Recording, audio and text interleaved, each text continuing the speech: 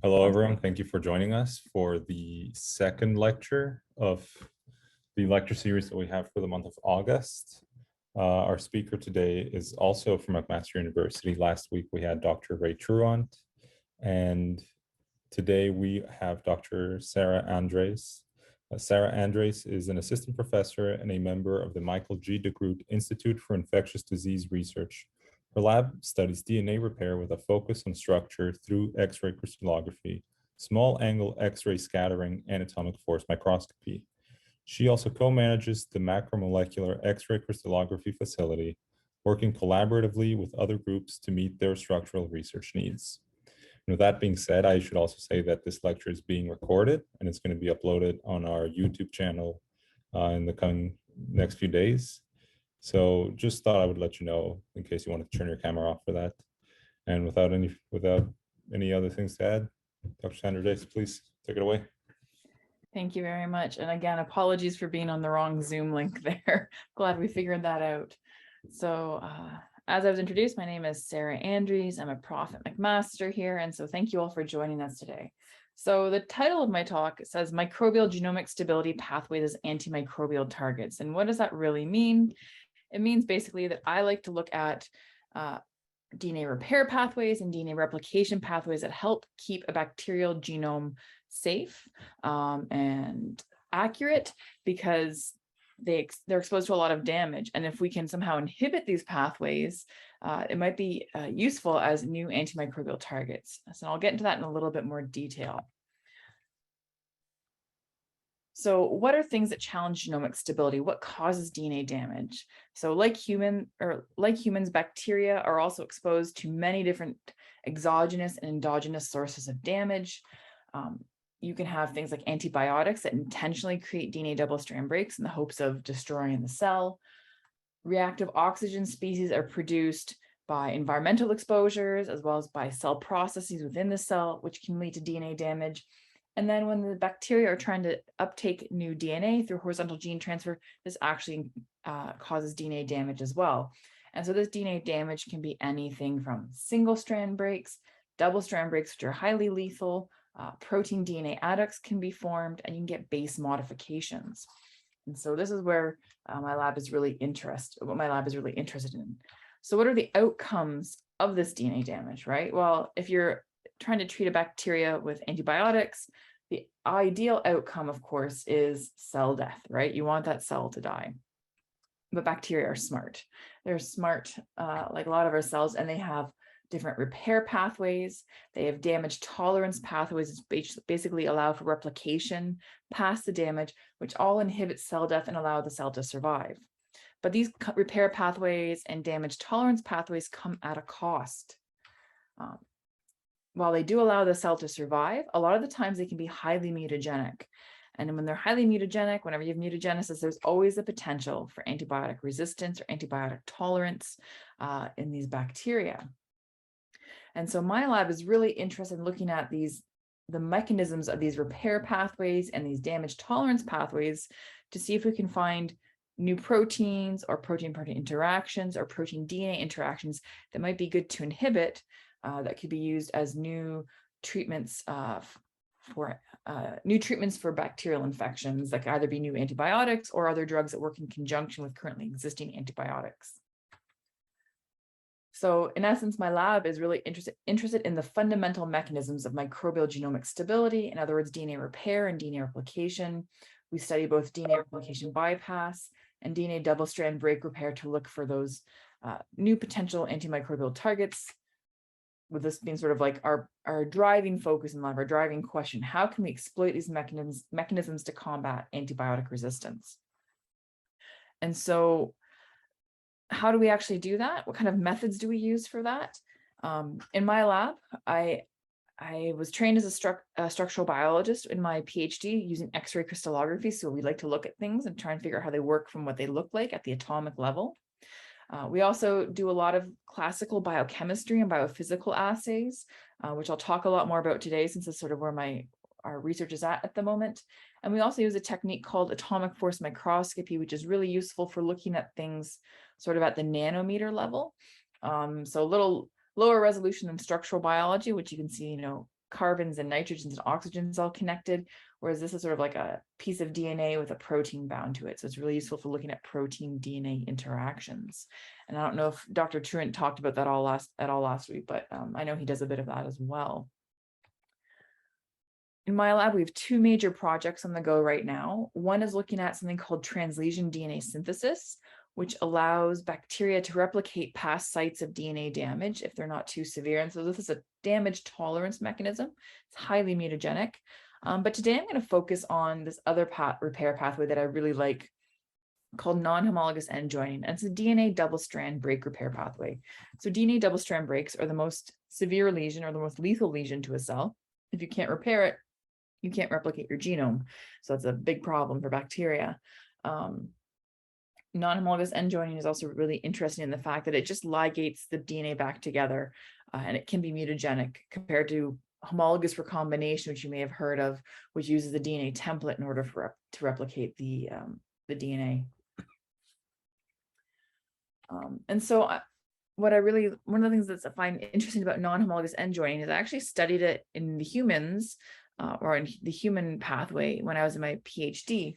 And so I'm going to take you through that pathway first and then show you how bacteria carry it out and to look at the similarities and differences.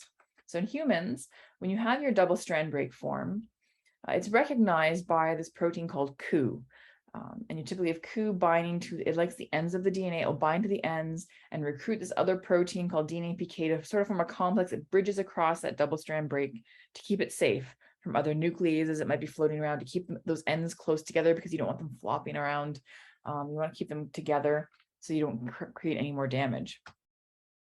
Now, in order for ligation to occur, you have to have a 5' phosphate and a 3' hydroxyl, but DNA damage is rarely clean. You're going to get things like a 3' phosphate. You could be missing bases. You could have, a protein stuck there. So you have nucleases that come in, phosphatases and kinases that basically process those ends. And this is where the mutagenesis comes in, because you could be adding nucleotides or moving nucleotides in order to prepare the ends so that you can actually ligate them together by a ligase called ligase 4 in humans, which uses some accessory proteins to help stabilize it at that break site. It's basically a series of steps, including recognition, processing, and then final ligation to get your repaired DNA, which may be mutagenic, okay? So in humans, there are a ton of proteins involved in this pathway. There's a lot going on. In bacteria, what we know so far is that when the double strand break forms, there's a Ku homolog in bacteria that binds to and recognizes the DNA ends, and it recruits a protein called ligase D, or LigD for short, that has a couple of processing features, and that's it. In bacteria, it's fairly simplified. There might be one or two other proteins that we know of so far that are a part of this pathway, but it's really kind of interesting to me that it's only 2 proteins here, and there's a lot more proteins, at least 10 or more, that might be happening in human DNA to take care of the repair. So non-homologous end joining bacteria. Another cool thing about it was it actually only identified in 2001 by bioinformatics. So a lot of the times we've learned about things in bacteria and then we understand them better in humans. The reverse is actually true for this pathway, where it was known to exist in humans first and only really discovered in bacteria just a little over 20 years ago. So using bioinformatics, they found 689 Ku genes identified across multiple phyla of bacteria. Since then, a lot of the research has occurred in Mycobacterium, Pseudomonas, Bacillus, and Agrobacterium species. And what's really great about this is that if you think about it, Mycobacterium tuberculosis, right, is a pathogenic bacteria that causes tuberculosis. You have Pseudomonas aeruginosa, which is an opportunistic pathogen. So it tends to infect people who have compromised immune systems. It's a big problem for people with cystic fibrosis. And both of those species have strains that are highly multi-drug resistant. In fact, they're on the World Health Organization's list of top priority pathogens that need to be understood and explored further to find new antibiotics, because we are quickly running out of ways to treat these infections. And so non-homologous end joining is a pathway in these species. Now, why do we think non-homologous end joining is actually a potential target for developing new antibiotics? Well, if you remove non-homologous end joining proteins, they act in these bacteria, it actually increases their sensitivity to DNA damaging agents, particularly in Bacillus subtilis that are in spore form, or late stationary phase cells like Mycobacterium smegmatis. And so why is this interesting? Well, bacteria and pathogenic bacteria such as Mycobacterium tuberculosis, they can become a latent infection, right? And sort of exist in a state of low metabolism where they're not constantly replicating. And so they become very difficult to kill with antibiotics. But if they have any DNA damage occurring, it's proposed that non-homologous end joint is actually carrying out repair in these states of low metabolism. And so that might be a useful thing to target with new drugs. Okay, so let's get into the proteins themselves in a little more detail. So the first protein in non-homologous end joining is Ku, and I like to think of this as the sort of the anchor of the system, right? It recognizes the DNA double-strand break, it binds to the DNA, it recruits the ligase, and in bacteria, it stimulates ligation. So this is known from previous studies that Ku stimulates ligation, and that's going to be important sort of for the story I want to tell today. So Ku, as I mentioned, it's conserved with humans. It has a core domain that is conserved with the human Ku protein, so it's fairly similar. But what's unique in bacteria is this extended C-terminus, where there's a C-terminal region that isn't found in humans. And this is good because if you want to design a new drug, you don't want to target something that's conserved in humans, right? Because that would attack our own protein. So it's got this unique C-terminal region. The C-terminal region has a minimal domain, which is conserved in terms of its sequence and length across bacterial species that have a Ku gene, and it has an extended region that has a variable sequence and a variable length across bacteria that have a Ku gene. So minimal region conserved, the extended region is highly variable. And here I'm just showing you two predicted structures of Ku from Mycobacterium tuberculosis and Pseudomonas aeruginosa. I want to point out that these are predictions from AlphaFold 2. If you know anything about structural biology, there's been a really cool renaissance lately by Google's DeepMind came up with this algorithm that can predict protein structure from the amino acid sequence, something that I never thought I would see in my lifetime. So this is amazing. Predictions are quite good, and they really are great to help us with our experimental structures as well.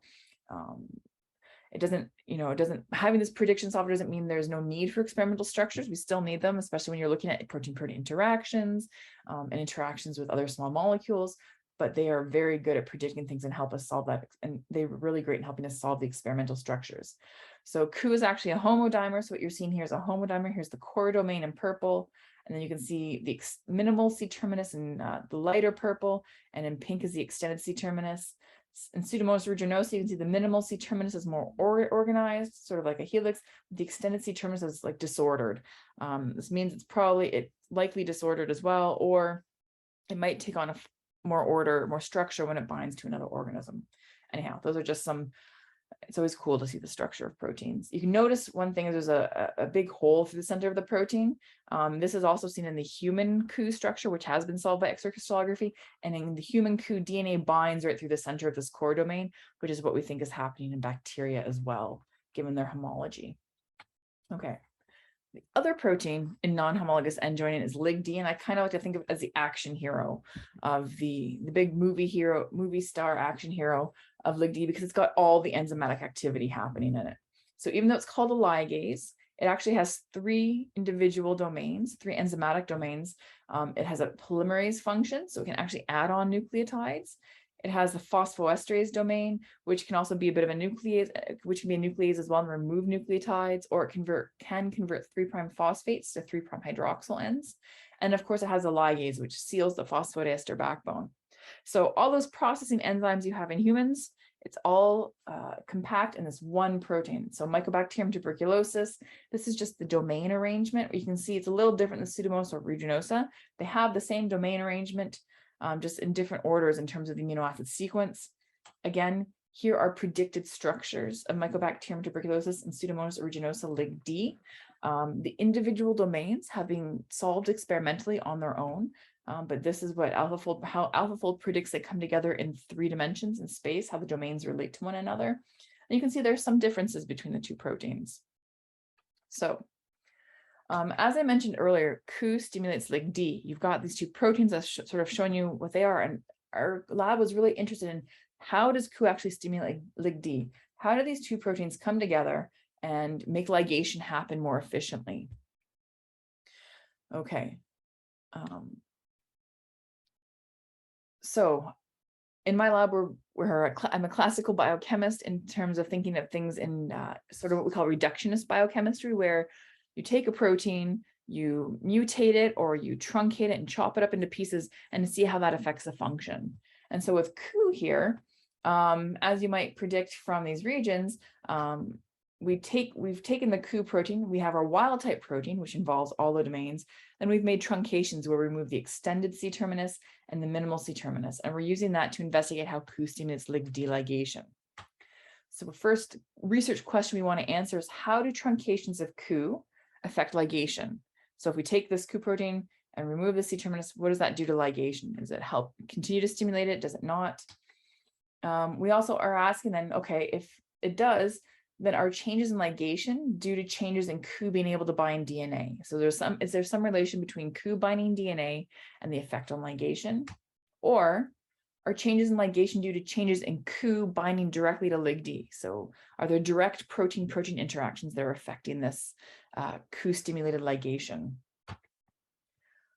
So just to orient you again, here is that Ku protein, its domains. Here's our wild type Ku, which will be denoted by Ku with the subscript WT for Ku wild type. Ku min will refer to the core domain with the minimal C-terminus. So you've removed the extended C-terminus, and we have the Ku core, which is just the core domain. So fairly straightforward. So the first thing we wanted to do was to verify what we've seen in the literature. Does Ku stimulate ligation? But if so, which part of Ku is important for that? We did this using a colorimetric assay, which is basically we measure the release of phosphate over time. So as phosphate's released, it reacts with another reagent that turns a color, in this case green, and we can measure how intense that green is to determine the amount of phosphate released, plot it over time, and the slope of that line will give us our rate. So again, here is the phosphate released on the y-axis from 0 to 2.5 nanomole. On the x-axis is our time. Our reaction went from 0 to 30 minutes. And this is on a substrate. This is a plasmid that we've digested with restriction enzyme to leave behind sticky ends. So basically, it's not a blunt end. It's sort of overhangs that can anneal together. So they're sticky ends. This is typically the easiest type of double strand break for a ligase to seal in vitro. So if we look at the graph itself, you can see the orange line here is our LigD, so ligase on its own, and it's got sort of a slope like this.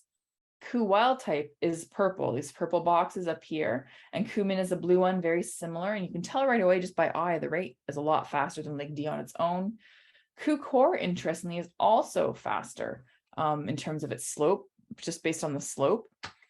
And the same trend is true if we look at blunt ends. So we took a plasmid, cut it with a restriction enzyme, that left behind is blunt ends. And you can see that. So what we can actually do is we'll plot the rate though as a bar graph to make it a little easier to see things. So here's sticky ends versus blunt ends. We'll just look at the sticky ends. It's a lot easier just to look at one of them. So here's LigD on its own. It has a rate of ligation of about 30 picomoles per minute. So it can seal about 30 picomoles of DNA per minute, right? If you add Ku to that, wild type Ku, that rate actually doubles. So we definitely have a stimulated ligation.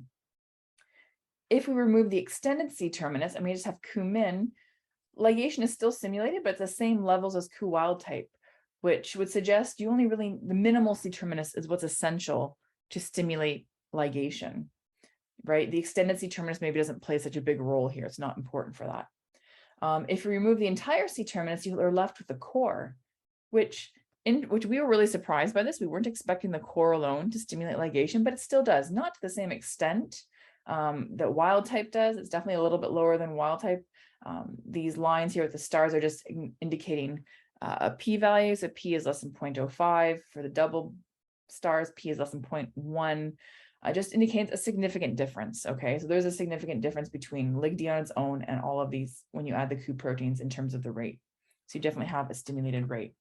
Okay, so that was cool. We're like, all right, we can replicate what's in the literature. And I should mention this is all done with the proteins from Mycobacterium tuberculosis, because we're curious, we're really invested in looking at, ways to deal with tuberculosis. So we also know from this that the C-terminus is really important for stimulating ligation, particularly the minimal C-terminus. The core can still stimulate ligation, but it's that minimal C-terminus that really gives it a good boost. So then we asked ourselves, is the effect on ligation a result of how Ku can bind DNA? Like, does Ku bind to DNA really well, and then that helps ligase stick to the DNA, at the break site? Is that what's going on? And so one way to look at that is to look at the DNA binding affinity of Ku. Okay, and so for that, we use something called an electrophoretic mobility shift assay, or EMSA for short. This is just an example. So what you have here is a native polyacrylamide gel. This will separate your DNA, or whatever you're running on the gel, in this case, proteins and DNA, based on charge and size, okay? Whereas an SDS page is going to separate just based on size. This is charge and size. So here's our DNA at the bottom. This is a 40 base pair double-stranded DNA substrate.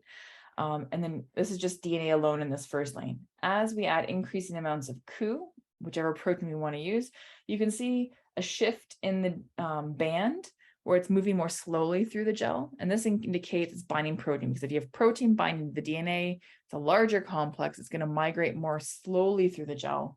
And so you can see there's a shift. We can use densitometry to quantify the amount of DNA bound and plot it against the concentration of protein to look at the binding curve, and from that get a dissociation constant, which is what we have here. So this is wild type Ku, this is Ku-min, this is Ku-core down here. These are just different lengths of DNA.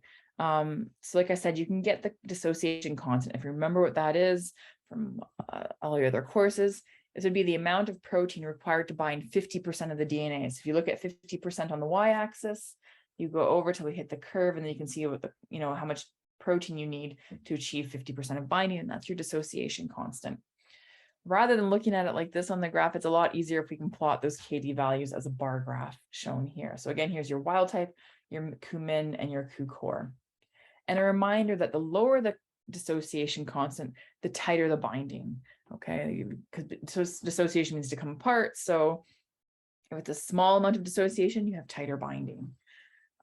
Again, if we just focus on the 40 base pair DNA substrate, that'll just make it easier for comparisons. So you can see Ku wild type has a dissociation constant, around 3 micromolar here. So it's not bad for DNA binding. It's okay. And to be honest, you don't want proteins involved in DNA repair to bind your DNA too tightly, because they have to let go at some point, right? Replication has to occur. If we look at Ku-min though, watch the change in the scale here. Ku-min binds the 40 base pair substrate with a KD of around 0.5 micromolar. Much smaller number, much tighter binding, and Ku-core is under 0.1 micromolar at 40 base pairs. We were a little shocked by this because we thought the C-terminus was actually involved in DNA binding. And to be fair, this doesn't abolish DNA binding the whole wild type, it's just a weaker interaction than we were expecting. The Ku-core binding the DNA the tightest makes sense with what we know about the human protein, where the Ku-core is what's really binding the DNA where it goes to the center. So this was, as we thought about it, maybe not totally surprising, but really interesting to find that, as you remove the C-terminus, your DNA binding gets tighter. So if we think back to our ligation, we saw that we needed the minimal C-terminus at least to reach really high levels of stimulated ligation. And so how does that relate to this DNA binding? I'll talk more about that at the end, but just keep that sort of in the back of your mind. The other thing we want to look at is looking at protein-protein interactions. So direct interactions between Ku and LigD in the absence of DNA, is that going to impact ligation? Does Ku bind to LigD somehow to activate the ligation activity? The way we measure this is through a technique called biolayer interferometry. There are a lot of different techniques to measure protein-protein interactions. This is just the one that worked best for us for our proteins. Every protein pair you work with is going to have things that make it better to use one technique over the other, and the only way to really do that is to test them out. You might have heard of isothermal titration calorimetry. That's another popular way, but that requires a lot of protein. So for us, this was sort of a nicer approach. So biolayer interferometry works by measuring the change in density at a sensor interface, okay? And by measuring that change, which it does by looking at light coming through, you can get a dissociation constant, again, between your proteins of interest. So how this works is you have a biosensor. We use a striptavin encoded biosensor. It's basically a little round disc that's really tiny. And then you dip that disc into a solution that has your target proteins being biotinylated, because biotin and streptavidin form an extremely tight bond. It is so tight, you basically have to denature the proteins with harsh chemicals to break it apart. It's used a lot in research as a really great binding tool. So we have the streptavidin coated biosensor, which then, when we dip it in, binds our target protein really tightly. We have a wash here to get rid of any unbound protein. So all you're left with is your sensor coated in your protein of interest. In our case, this would be Ku. Okay. Then you dip it into a solution containing your other protein that you want to measure the interaction with, in this case, LigD. So LigD would be these purple ones here. And so now you have them bind, and this is the association. Okay. And then you dip it into another solution to sort of into buffer to see how long it takes for the LigD to dissociate from the Ku. And what you end up getting is this binding response curve. So you get a binding response, basically how thick is the interface here, right? Because as you add more proteins, it's going to get thicker. As the proteins come off, it's going to get thinner again. So it's measured in nanometers, and that's over time. So we get this association curve as the LigD binds to the Ku, you get an association, and then you get the dissociation as the LigD comes off of the Ku protein. And from this binding response, the software that's associated with this instrument can then calculate for you a dissociation constant, right? Just like we had for protein DNA binding, we have the same thing for protein-protein interactions. And so this here is the binding response. Ku wild type is in purple, the Ku min is in blue, the Ku core is in gray. But again, it's easier to look at the actual dissociation constants overall.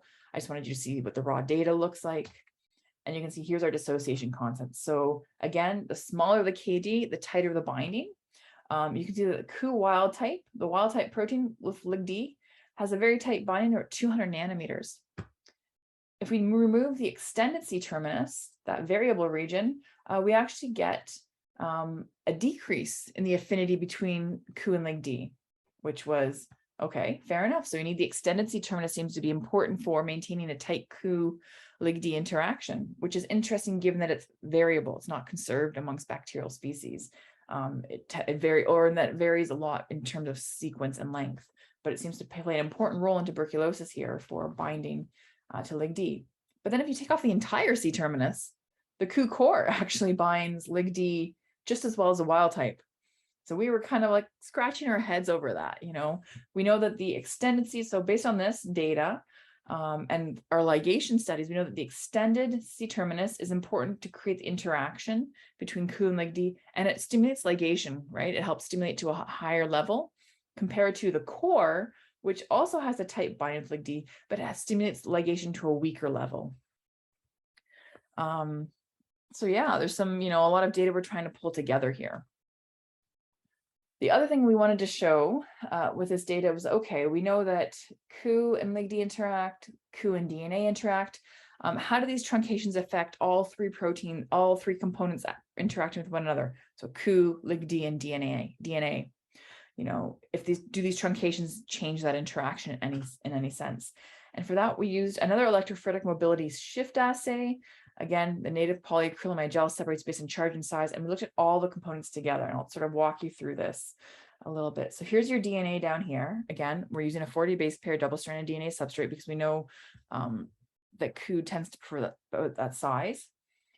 In this lane here, this is just Ku alone. You can see two shifts for the Ku, and the reason you can see two shifts, this is a much larger gel. It's a very long gel. I think it's it depends on what you've run in your research labs. If you run the little mini gels, this is, about 3 to 4 times longer than that one.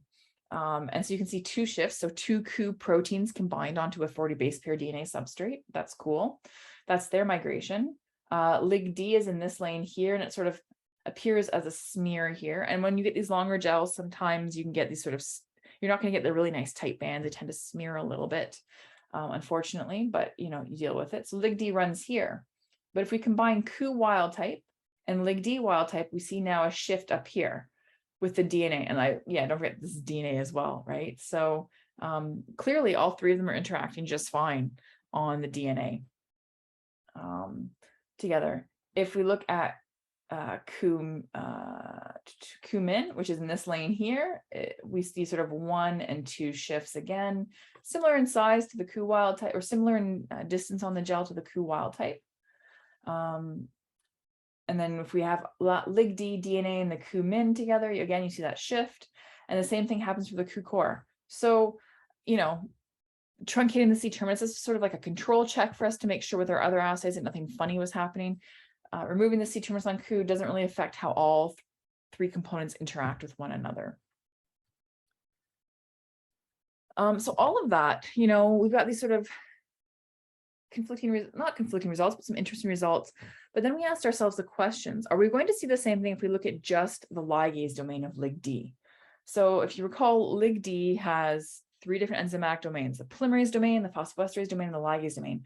And the reason we went after this is that in the literature, it's been suggested that Ku actually interacts with the polymerase domain of LigD. And so how does interacting with the polymerase domain of LigD stimulate ligation, which is carried out with the ligase domain? And so, like our classical biochemists that we are, we chopped up the LigD proteins that you were working at with just the ligase domain, so just this region here. We first looked at Ku's ability to stimulate ligation using just the ligase domain. We tried it with our larger substrates with the nicked and blunt-ended double-stranded DNA, but the ligase domain alone really was very inefficient at ligating those substrates, and we think it's because of how big it was. So we actually used a much smaller substrate and just looked at nick sealing by the ligase domain. When I say nick sealing, I'm just talking about you basically have a double-stranded piece of DNA and you just have a break in one strand and that gets sealed back together. So it's just a nick sealing activity. But it's the same principle. You measure the product ligated over time, and we can calculate the rate there and rate here. So the rate is on the y-axis and across the one. So here's a ligase domain on its own. The ligase domain on its own, it's okay. It's just under 10 picomolar per minute in terms of the rate. But if interesting, what really surprised us here is when you added Ku, the wild type Ku, it didn't stimulate the ligase domain at all. But as we cut off the C-terminus, suddenly we see an increase in rate, particularly with the extended C-terminus. You see this big jump in the rate. To be fair, the Ku-min and the Ku-core sort of overlap with their error bar, so it's probably similar results. But if you remove that extended C-terminus, all of a sudden the rate is now stimulated. So we're like, well, why is that happening, right? You've got opposite sort of to what we saw with the wild type LigD, like the full protein. And so that it sort of led us to ask, is the Ku C-terminal extension blocking ligation? Like, is it blocking the active site of just the ligase domain? Whereas if you have the full protein, maybe the extended C-terminus is busy binding to the polymerase domain, which is where it's predicted to interact, right? And so that sort of started us, thinking about that. So then we decided to look at, well, okay, can Ku bind to just the polymerase domain? And can it bind to just the ligase domain?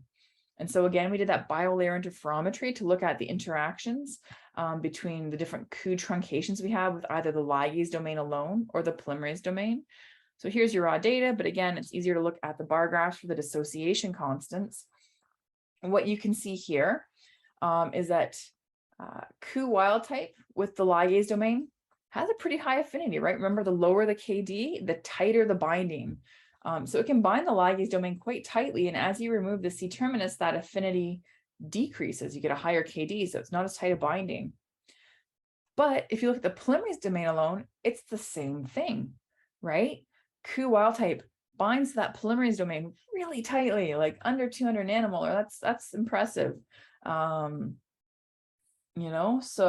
that's really impressive. And again, if you remove the C-terminus, if you remove the extended C-terminus, right, with the Ku-min, you really decrease that affinity. So it looks like the extended C-terminus is really important for binding the ligase domain or the polymerase domain. But we know that the extended C-terminus hinders ligation when it's just the ligase domain. So how do we bring this all together? What do we think is actually happening? So how does Ku stimulate ligation? At the end of the day, it's a balance, okay? And this is what our research is always trying to figure out, this whole mechanism of how these parts come together. How do they work together? So as a reminder, we have our Ku, it's a dimer, It's a homodimer. It's got the minimal C-terminus and the extended C-terminus, and you have LigD, which has the polymerase domain, the phosphoesterase domain, and the ligase domain, and you have your double-stranded DNA break. So from the data I've shown you, we know that Ku core binds the DNA the tightest, and this makes sense. When a double-strand break is formed, the Ku homodimer tends to bind to the double-strand break, and it's likely going through that central hole in the center of the Ku homodimer.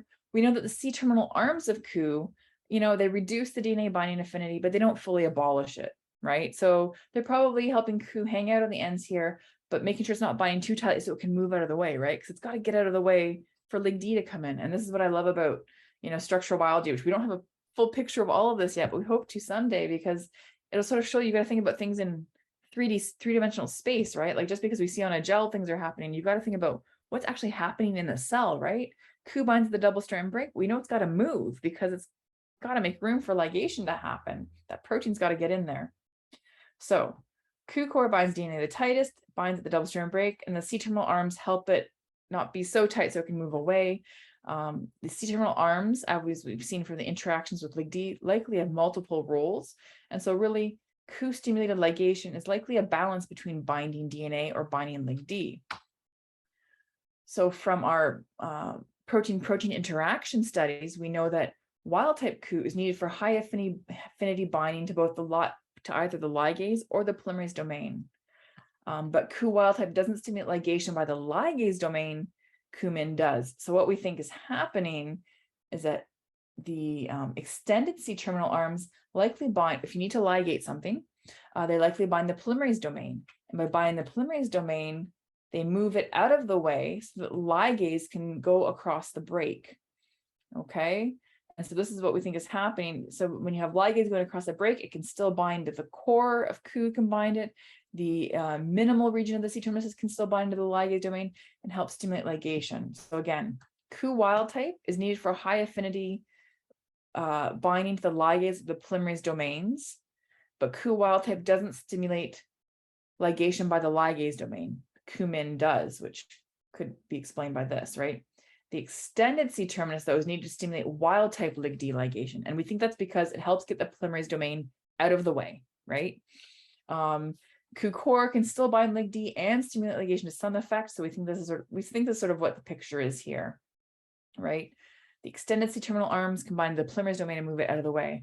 And we're also sort of looking at the Ku effect on polymerization by LigD. And there is some research out there in some species showing that Ku can stimulate the polymerase activity. And so we think that perhaps these extended C-terminal arms, depending on what's needed at the double strand break, can either bind the polymerase domain or the ligase domain to move them out of the way so that the other domain can get into the active, can get to access to the DNA break to carry out the function it needs to. And then eventually it all moves away and dissociates. So that's where our research is at now. Sort of our working model. What would really clinch it for us would be a structure, and that's something that we're working on at the moment. We've got some nice data for Ku, the polymerase domain binding a portion of the Ku C-terminus that we're trying to solve at the moment. But yeah, that's where our research is at. So with that, I just want to thank all my funding agencies and especially my lab members. This project is mainly done by Dana Soa. This has been her main focus with help from Monica Warner, as well as Adriana Tetnich, who's just graduated with her master's. And I also want to point out these little stars here are 2 undergraduate students who actually contributed to this work too, and their name is on the paper for this. So if you're ever doing a thesis project and you think it's never going to do anything, don't be discouraged. These were students from my lab from 2 or 3 years ago, and the work is finally coming to fruition to put into a publication. That's everything I have. I'd be happy to take any questions, and thank you so much for listening. Cool. Our president, Izzy, could not be here today, but I'll take this opportunity to thank you for your talk today. I'm not from a biochemistry background, but at this point, I'll read off if there's any questions in the chat, and I'll try to not mispronounce any biomolecules here. No worries.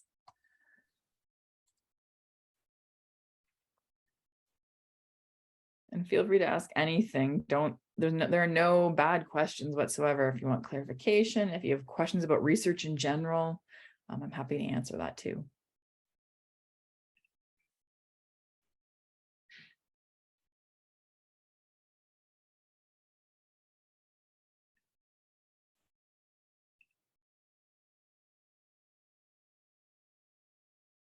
I know I got a message about some questions, so they might just be typing at the moment. Oh, okay, sure.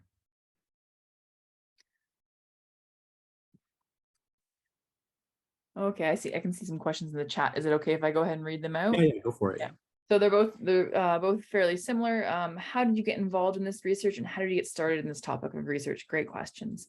When I was in my undergrad, I did my undergraduate at the University of Guelph, which I loved, in biochemistry. And at the end of that, I was like, okay, what do I want to do next? Well, I like research, I like proteins, I like DNA. And so how can I combine those two? And so when I started looking at graduate labs, I was looking for labs that did protein and DNA work, and DNA repair was sort of like a popular topic. So I did my PhD here at McMaster, actually, in a lab that did protein or DNA repair work. And it just sort of went from there. I've loved it. There's so much out there to look at, both in humans and bacteria, yeast as well. They all have, slight variations on things that can cause a lot of major changes. And so I just sort of kept following it. In terms of the X-ray crystallography, for me, they didn't talk a lot about X-ray crystallography or structural biology when I was an undergrad. It was a long time ago. I know things have changed a lot now. But when I was touring graduate schools to look at, I went on a tour of the facility for the X-ray crystallography. I was just like, thought that was the coolest thing ever, to be able to see pictures of what's happening at the atomic level, because I really like those details. If you couldn't tell from my research that I do now, I like to break things down to find how they work at the smallest level that we can. In terms of biochemistry, I'm not going to get into the physics of, quarks and all that sort of stuff, how things interact, although it's really cool too. And so that's, yeah, it's where I started my grad school, and it's what I really loved. To be fair, for my fourth year thesis project, I worked on membrane biochemistry, and it was a good experience, but just sort of told me maybe membrane biochemistry isn't quite where my passions lie. And so, yeah, just stuck with DNA repair and loved it. But I should also mention too, if I hadn't, I would have maybe tried to find something else, in my PhD to switch over to. I actually got a DM before this this other message in the chat, but someone's asking if you have open positions in your lab right now, actually. Oh, good question. Unfortunately, no. I tend to I take applications from September through December to look at hiring people the following year or for the summer as well. So if you are interested, there's a link on my website. You can fill out if you're interested in a position, either if you're at McMaster, you can do a 3R06 summer, a 3R06 project or a fourth year thesis, but that would be for not this upcoming term, but the following term, 2023, 2024. I know it's scary to think that far ahead. Okay, in the chat, I'm not sure if it's missed, but was there a part of this experiment that involved connecting the core region to the C-terminus without including the min region to see how it affects the binding?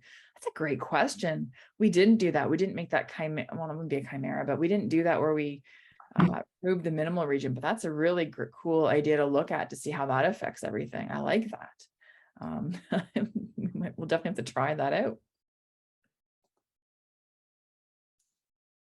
Sorry, you can keep asking questions if anybody has them, but I'm also dropping some links in the chat for feedback for this week, and then also registration for next week as well. I will apologize if people were looking for more structure. We haven't quite gotten that far ahead in the lab with this project on structural biology, but it's definitely almost there. How are you going about getting the structure of all these proteins together, and what techniques will you focus on? Great question, Christian.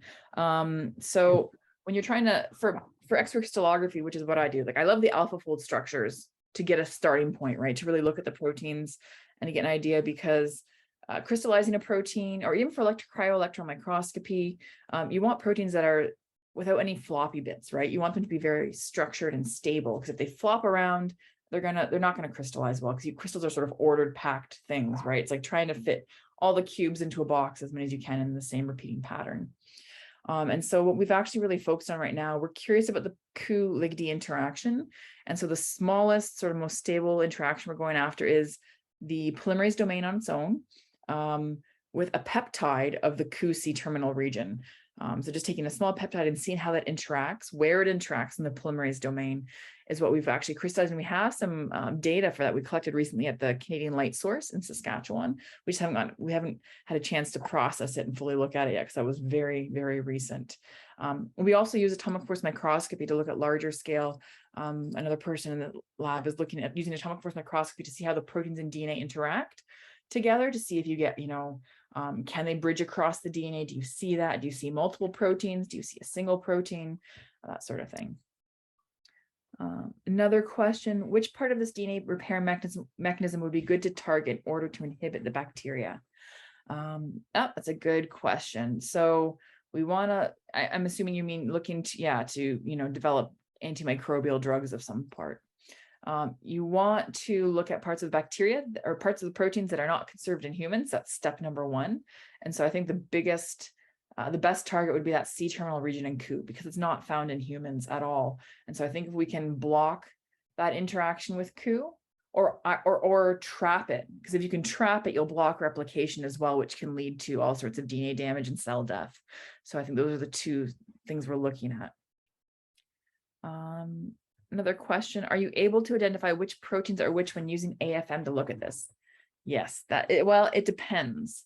If your proteins are similar in size, not really great, because you can differentiate between, you can look at the volume of a protein by AFM, and using a standard curve of other proteins and what their volumes are corresponding to molecular weights, you can determine the size of the protein. Ku and LigD are significantly different enough in size that we should be able to tell them apart by AFM. Yeah. You can also add tags if you really want to. You can use like gold nanoparticle tags to really tell the difference between the two proteins. Great questions, everybody.